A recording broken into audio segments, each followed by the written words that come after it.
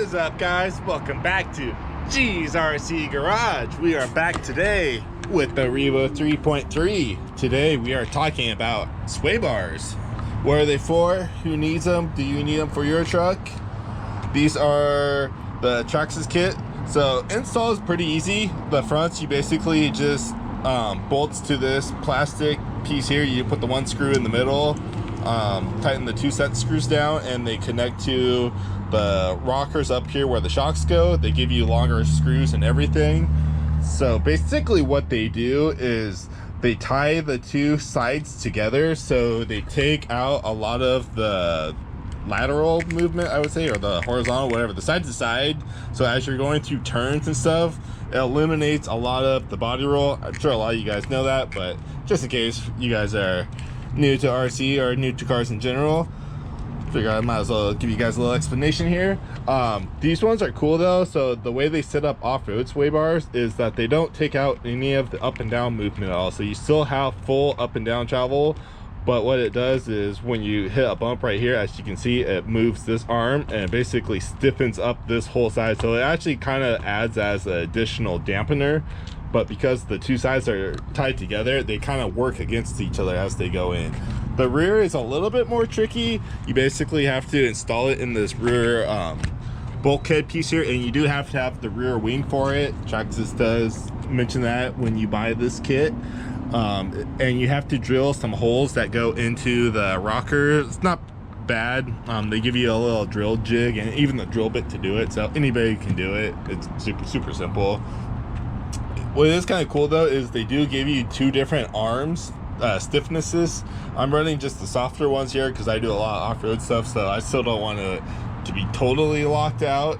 But what's cool about these two is because it has this long arm on here, you can actually move the little set screw and change how much leverage. It'll either make it softer or stiffer. So we're back here. Me and my buddy Scott, we came yesterday with short course trucks and the rakes. Actually finally had some rain down here, so the track is looking real good. Freaking California and their nasty ass trash. Pick that up later, don't worry. Won't leave this place looking messy. We'll pick all the trash up, get it cleaned up. But I did a few before tests.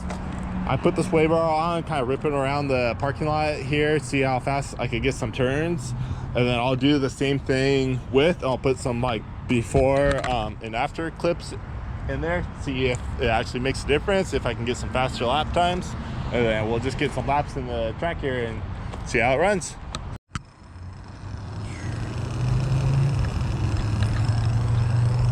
Alright, got fired up, did a little tuning, went back to the Traxxas wheel, which I'm actually not the biggest fan of. I feel like it needs to run a lot leaner than it needs to on the tune with what they say, but trying to figure this thing out. Got my tune kind of dialed. So we're actually running the track backwards, trying to mix things up just a little bit. First off, just get a few laps in, get used to the truck again, get it warmed up a bit.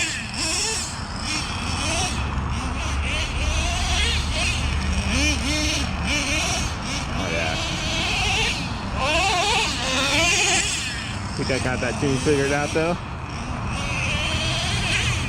A little buckaroo. So you can see when you go around the corners now, this truck is just planted. Still has nice suspension travel, but as far as the turning goes, way better. That is one thing though. I feel like when you hit something like that though, having the extra travel would help. So it's definitely not for everyone. They're definitely more of a racer type of thing. If you're just a general basher, I honestly would probably just keep it the way they are.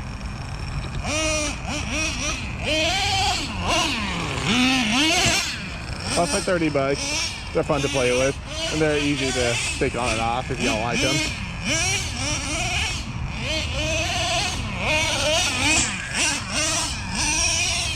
Certain corners though, I definitely think they help.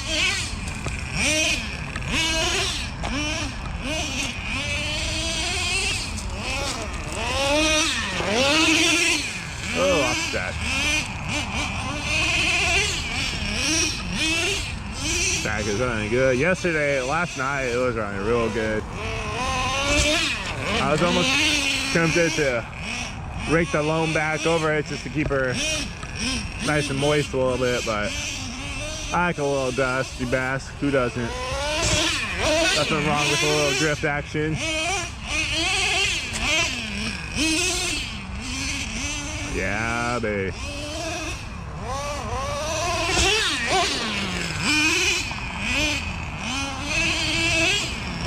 I love a little nitro action.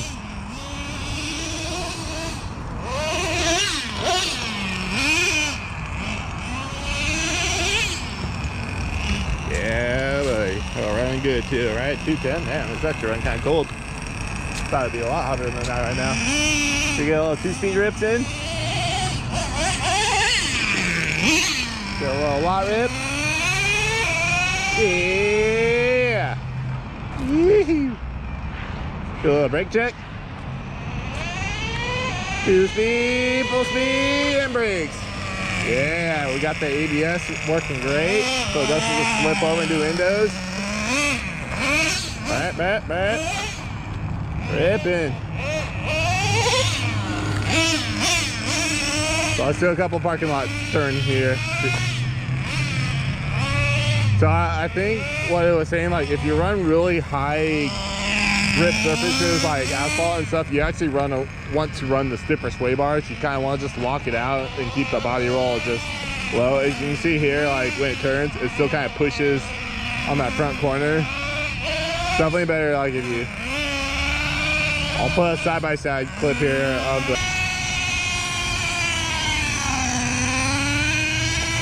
let's just do a circle faster and faster so it loses grip.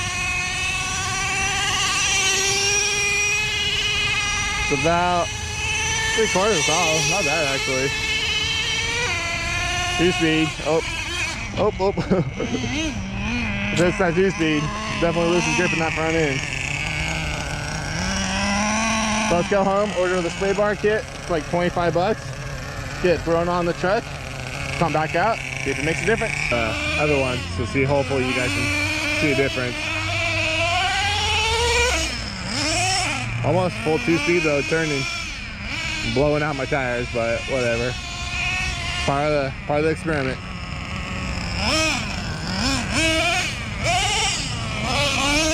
Oh yeah, you can definitely like dive into the turns way harder. But there is a limit though, because like I feel like with the sway bars now, if you push too hard, it definitely catches that edge a little bit harder. At least with these tires, maybe other tires might be different, but definitely my experience so far.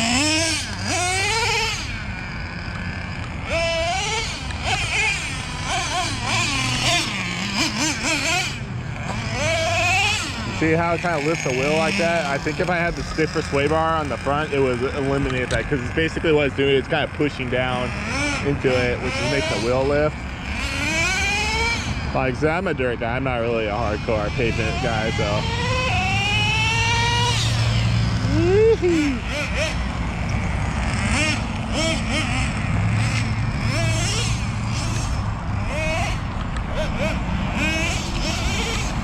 Oh, going over the other side. I don't know what's over there. Bunch of weeds.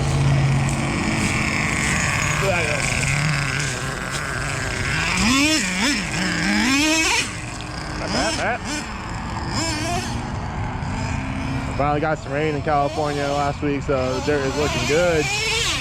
Oh, big nose booger. We gotta go this way. Yeah, there we go. That's the line.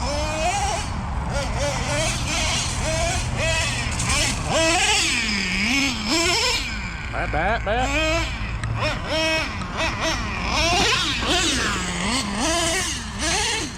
Ooh. Bash into those rocks. Nice. It's really good. Yeah, it's line breaking 210 today.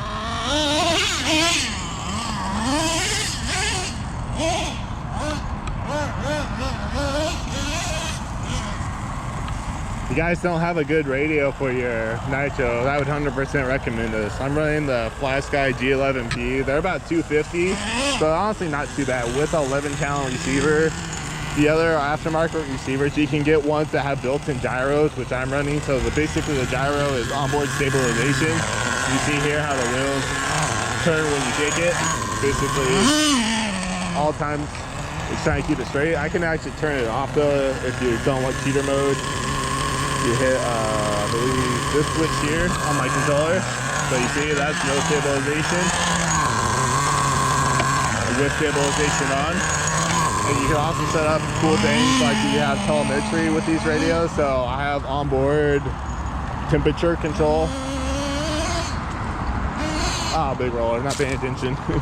But at all times I can see what my head temp is. They're super easy to set up to, which is also a big plus.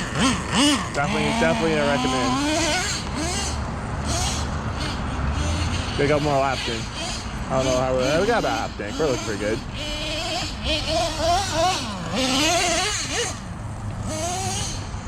Ooh, roosting on that landing on.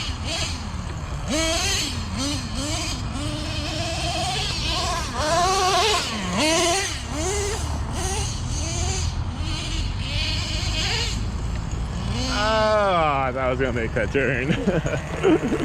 A little too narrow.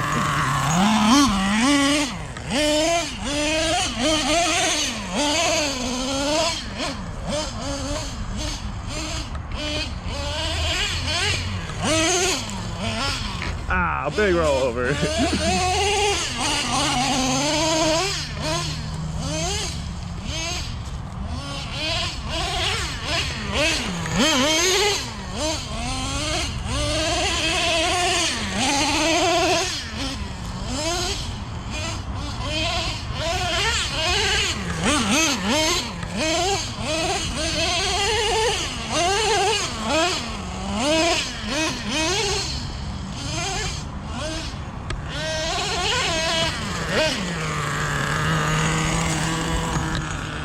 Hell yeah, guys. Hope you guys like this little running video of the Revo and talking about the sway bars here. Let me know down below if you guys would get sway bars or would want to try them on your truck. I think they're pretty cool. I think they are definitely worth it depending on what you're doing, but you can go either way with them. If you guys like, comment, subscribe. When in doubt, let it out. I'll see you guys on the next one. Peace out.